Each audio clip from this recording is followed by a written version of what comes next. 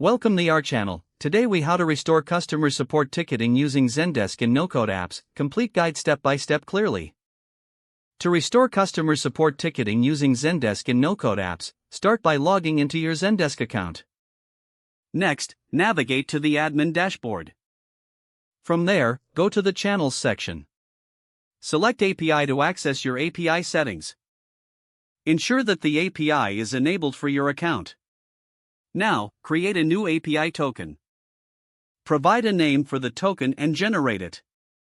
Make sure to copy the token for later use. Next, open your no-code platform, such as Zapier or Integromat. Create a new automation or integration workflow. Choose Zendesk as your application in the workflow settings. Select the trigger event, which can be new ticket or ticket update. Connect your Zendesk account using the API token you generated earlier. In the action step, define what should happen when a support ticket is created or updated. Map the fields from Zendesk to the data fields in your no-code app. This may include ticket status, customer info, and ticket description. Test the integration to ensure data flows correctly. Monitor the ticket status regularly to track updates in real time. Adjust your workflow as needed based on testing results. Once satisfied, activate your workflow to start restoring customer support ticketing.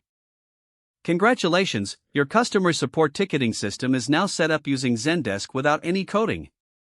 If the page does not load, refresh the browser or try again in a private or incognito window. Make sure you are using the correct email address, then retype it carefully to avoid small typos. If your password is not accepted, use the reset option and create a new strong password you can remember.